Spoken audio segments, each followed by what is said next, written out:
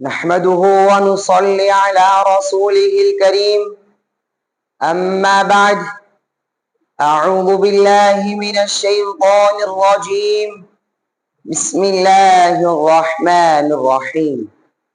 ذلك الكتاب لا ريب فيه هدى للمتقين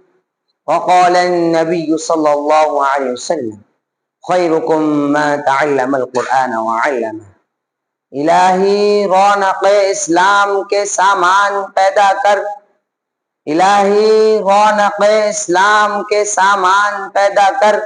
دلوں میں مومنوں کے الفت قرآن پیدا کر صدر محترم اور حاضرین جلسہ آج کی اس محفل اور بابرکت اجلاس میں میرا موعظہ سخن دنیا کی سب سے بڑی پاکیزہ اور مقدس کتاب ہے آج ہمیں چڑھتے سورج کی طرح یقین ہے کہ اس کا ایک ایک حرف سچا اور صادق ہے اور قرآن پاک جس کی زبان مقدس بیان مقدس اور فصاحت و بلاغت کا ٹھاٹھ ہے ماں کا سمندر ہے جس کے متعلق ارشاد ربانی ہے قرآن وہ کتاب ہے جس کے صادق اور برحق ہونے میں کوئی شک و شبہ نہیں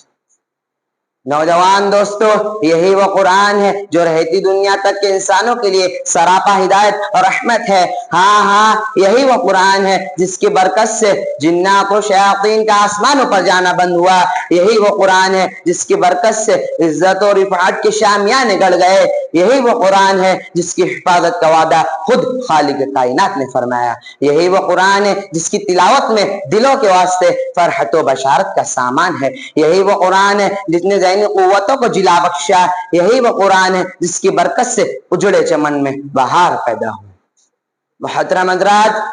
آج کے دور میں حفظ کلام پاک کو فضول کام سمجھا جاتا ہے اس کے الفاظ کو رٹنے کو حماقت بتلایا جاتا ہے کہا جاتا ہے کہ اس کا رٹنا اور بے سمجھے پڑھنا بے سود ہے افسوس صد افسوس اس قرآن پاک کے بارے میں ہمارا یہ خیال ہے جس کے بارے میں شہنشاہ بطحا جناب محمد رسول اللہ صلی اللہ علیہ وسلم نے ارشاد فرمایا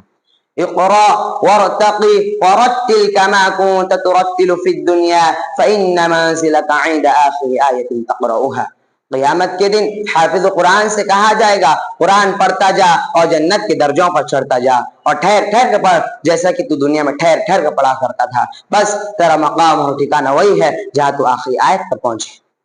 یاد رکھو یہ قرآن رب کائنات کا مقدس اور عظیم کلام ہے اللہ کا یہ مقدس اور پاکیزہ کلام تمام کلاموں سے افضل و برتر ہے حدیث پاک میں آتا ہے فضل کلام اللہ علی سائر الکلام کفضل اللہ علی خلقہ کہ اللہ کے کلام کو سب کلاموں پر ایسی فضیلت ہے جیسے کہ خود حق تعالی شانہ کو تمام مخلوق پر اللہ کا دلارا خدا کا پیارا نبی ارشاد فرماتا ہے جس نے قرآن پڑھا اور اس پر عمل کیا اس کے والدین کو کل قیامت کے دن سورج سے بھی زیادہ روشن تاج پہنایا جائے گا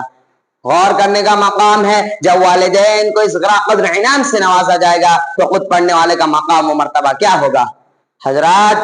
قیامت کے میدان میں ایسے 10 آدمی جن کے لیے جہنم واجب ہو چکی ہوگی حافظ قرآن اپنے رب کی بارگاہ میں سفارش کرے گا اور پروردگار عالم اس کی سفارش کو قبول کرے گا اور ان کو اس حافظ قرآن کی برکت سے نجات عطا ہوگی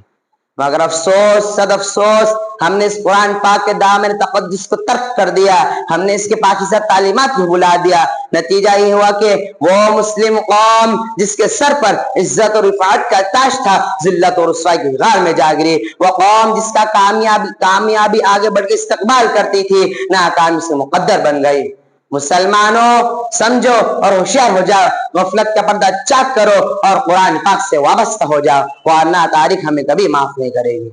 کسی نے سچ کہا ہے یہ سچ ہے کہ دو جہاں کے راز ہے قرآن کے اندر یہ سچ ہے کہ دو جہاں کے راز ہے قرآن کے اندر مگر افسوس وہ بند ہے آج جزداں کے اندر نہ جانے کیوں ابھی حالات کے ثبوت نہیں بدلے